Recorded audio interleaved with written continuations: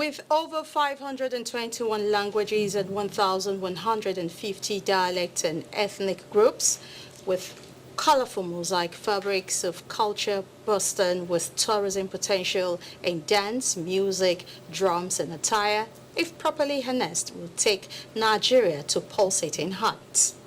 The unique groups with their customs is enough to take tourism in Nigeria to a whole new level, generating multi-billion naira income and providing jobs for the nation's teeming youth.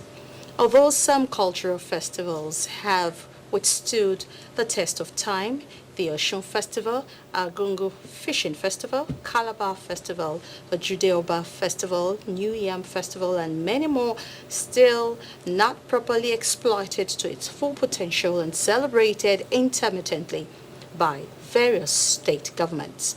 And as the world marks World Cultural Diversity Day today, the dialogue on Panorama will center around massive involvement of the public, tertiary institutions, and private establishments, while the government provides an enabling environment that would reshape the landscape of tourism in Nigeria. Be reminded that you can follow this news broadcast live on our website at nta.ng/live and on our other social media handles displayed on the screen for updates. I am Adeola Komiakere. Thanks for joining us.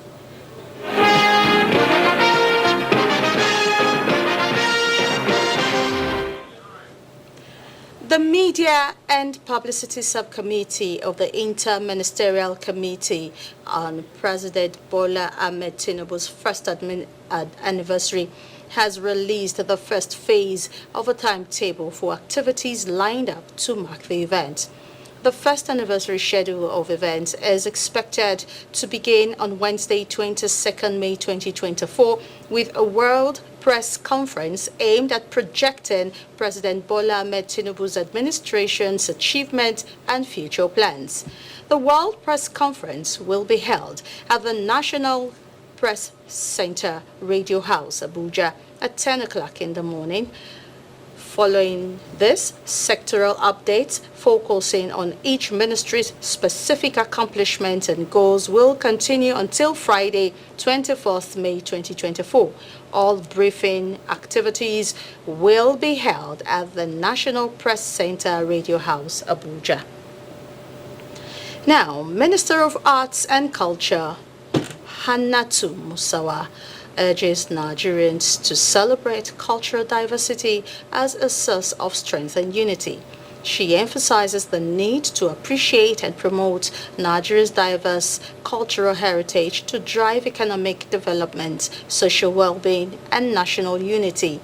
Minister Musawa encourages Nigerians to take pride in their culture and see diversity as a strength, not a source of conflict. She announces the ministry's continued efforts to promote Nigeria's creative economy and boost its image in line with its 8-point plan to make Nigeria Africa's creative capital by 2030.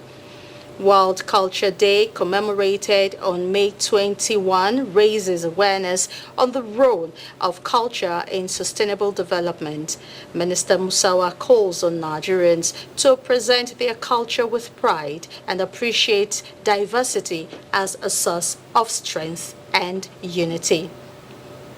And still talking about culture, experts are advocating the need for every Nigerian to recognize and respect people's values, beliefs, and ways of life that are different from theirs.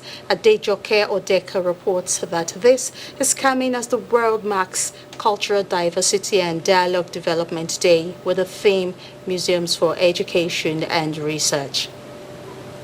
Cultural diversity adds to the beauty of life, as it involves acknowledging people from different cultural backgrounds and creating an environment that recognizes the social behaviors of others. Celebrating the richness of various cultures across the globe to encourage unity in diversity is what the World Cultural Diversity for Dialogue and Development Day is highlighting. You know, Yoruba, I love their foods. Amala is one of my favorite actually. My state, Delta State, Stash and Owo. Lagos Island now, which they are very known to your festival. with egungun and gelede. Experts say embracing diverse cultures in Nigeria would not only improve socio-economic values of the country, but also help boost development and tourism. For instance, today is the World Culture Day. It is expected that we, celebrate one another's culture, appreciate all that is going on in the culture. The fact that I'm not a Yoruba person does not mean I should relegate to the background the culture that is being practiced by the Yoruba people. Culture is a very big business right now. And I guess Nigeria is yet to really tap from the well, the massive well of wealth that is in culture.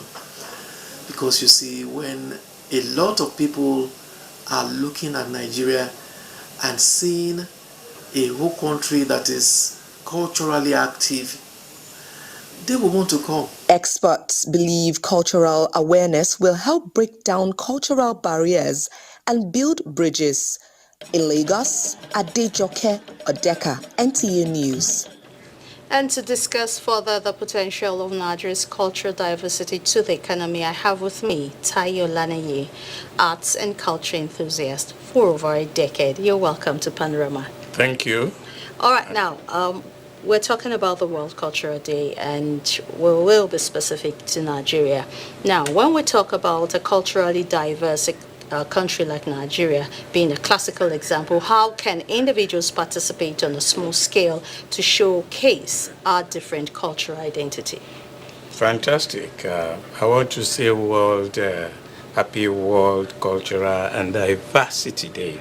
Well, it always helps, culture helps every individual to appreciate the awesomeness of God in his biotic or abiotic environment, because you cannot talk of culture when you isolate the environment, the geographic environment where man interplays with nature, with creatures, fellow creatures, and with everything that surrounds him for the attainment of having good health through what type of food you eat, the protection you have, security, the mode of dressing, and comforts that you have, and in very ample and pluralistic manner.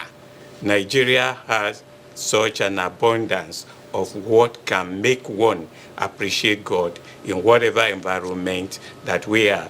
And a lot of people, our forebears, have come in various ways to actually enable us know about prehistoric time and what they have been able to do with their creative intellect to bring about a lot of artworks, to also introduce ethical values, where and manner we should relate in communal relationship, and the way and manner we should project all our beautiful apparels through mode of dressing, dancing, and what have you. And I think Nigeria is a unique country with ample ambience of good things that represent the totality of what culture is. Okay, now let's talk about the culture. The way you just explained it now, it's really good to hear.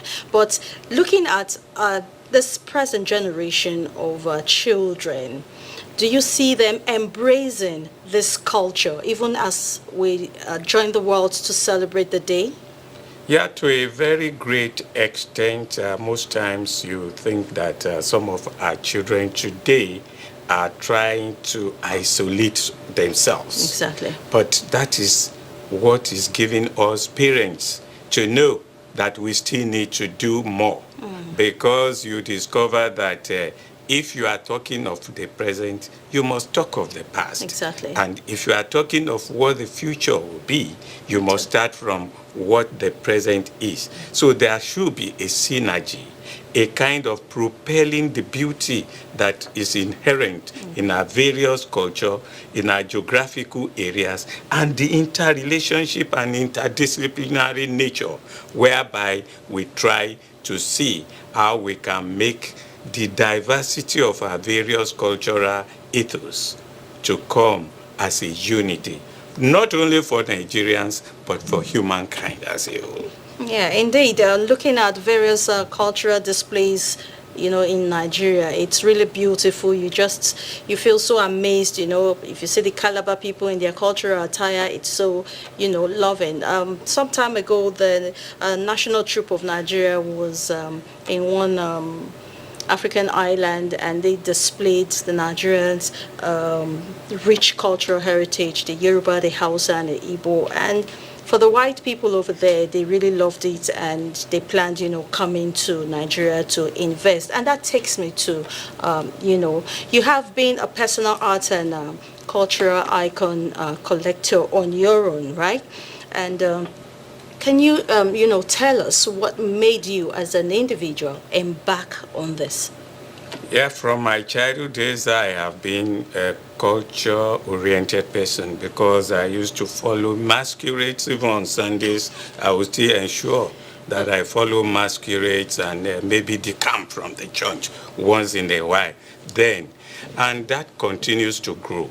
And you find that in culture, especially in Yoruba and other cultures, the native intelligence which the parents try to impart to make us to be able to show the light so that the creator who created us in a particular environment will be edified. So that has made one. Then when you see a lot of collections of arts everywhere, is it then the shrines, palaces, and other cultural silos of cultural places that are worth visiting and are worth appreciating in terms of their historical development and the way and manner they have expressed and they have impressed us. These ones can always be a kind of carry over from one generation to the other. And there is no way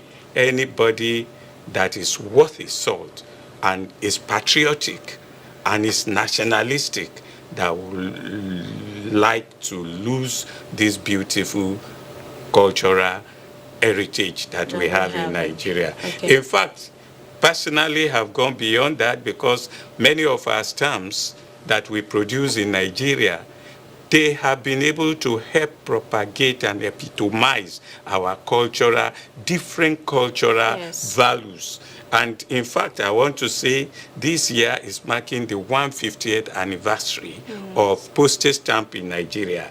And several of these stamps have been used to propagate the culture of Nigeria. At least not less than 65% of stamps that Nigeria issue.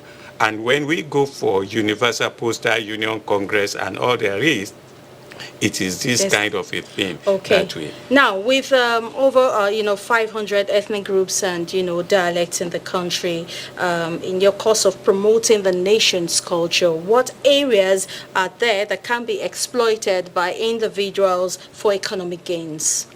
Well, first and foremost, you find out that when we try to interact in terms of understanding and learning other people's languages, it brings peace, it brings joy, and as a result of that, when you are interacting in business areas, the trust is there for you. And furthermore, you find out that tourism, it's one of the best areas of propagating the culture of a country in order for people to appreciate the values of your culture.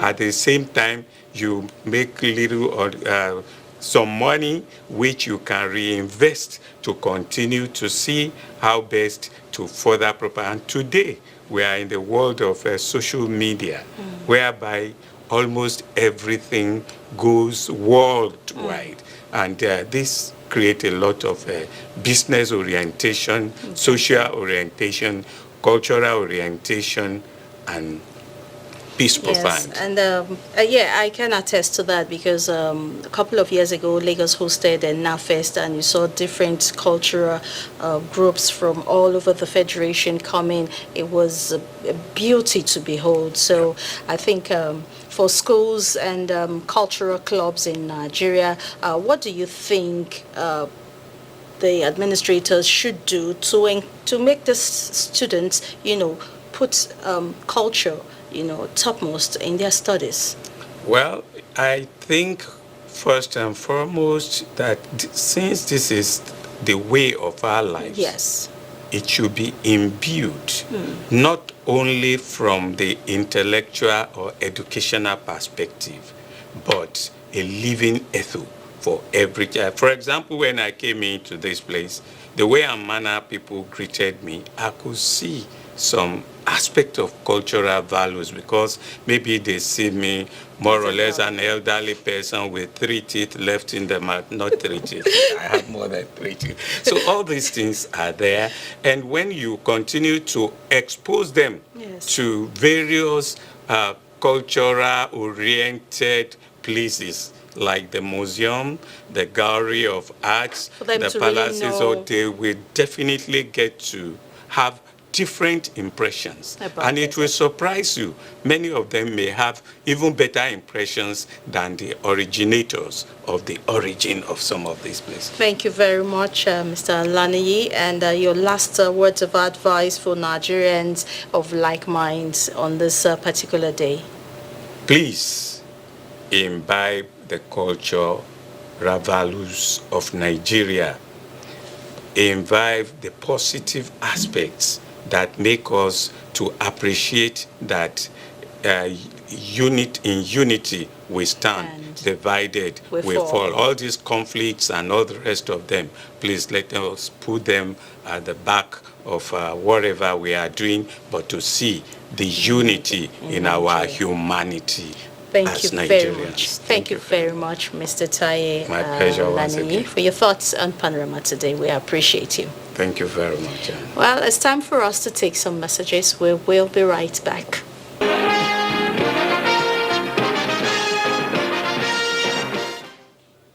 Thank you for rejoining us. To ensure compliance with procedures for export of National Agency for Food and Drug Administration and Control NAFDAC regulated products, the agency is embracing dialogue with concerned bodies through a workshop.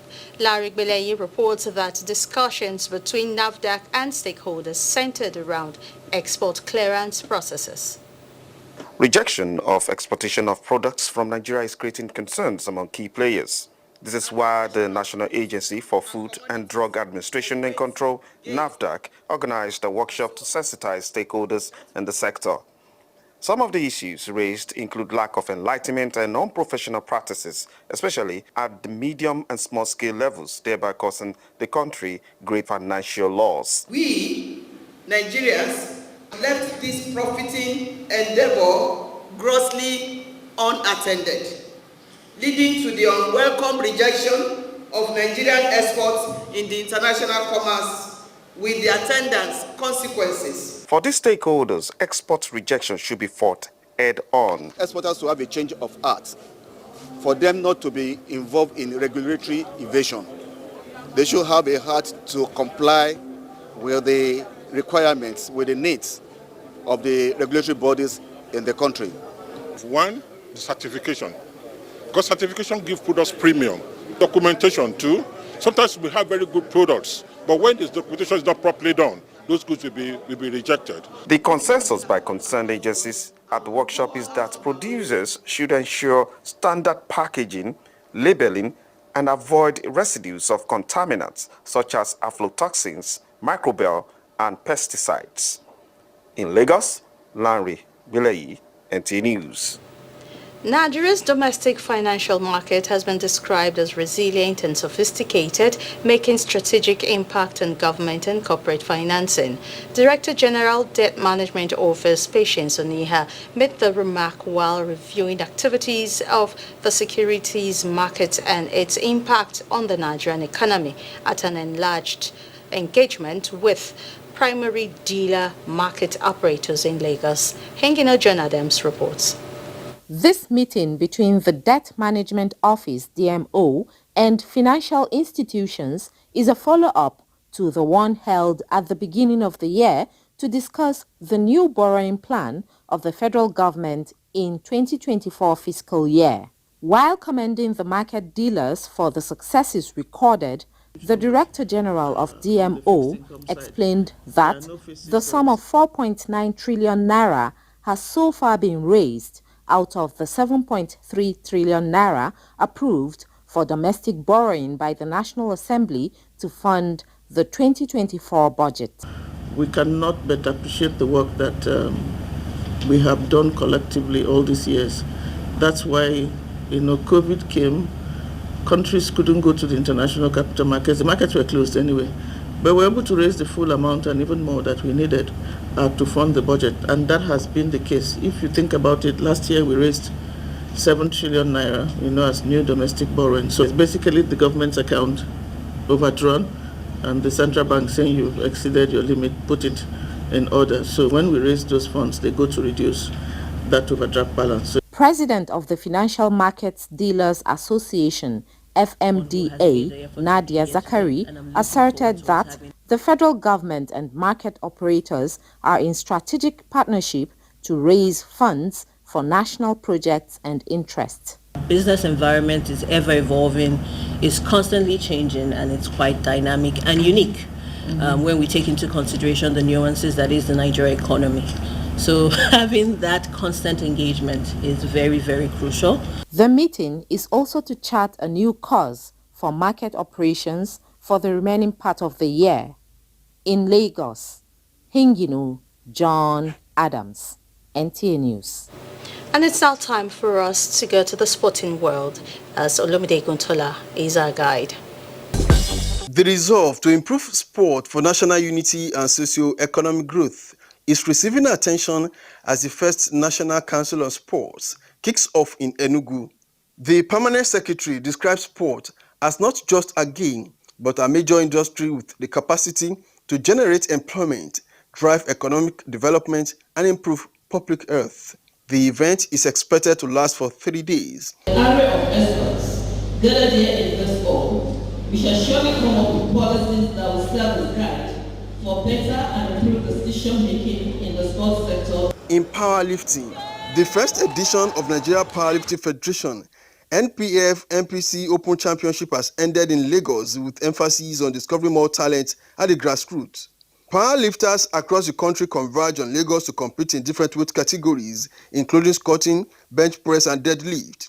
Eze Ebuka clinched gold in the 105 kg weight after a total lift of 625 kg in the male event. Emmanuel Tuesday also smiled home with gold in the 74 kg class with a total lift of 557 kg.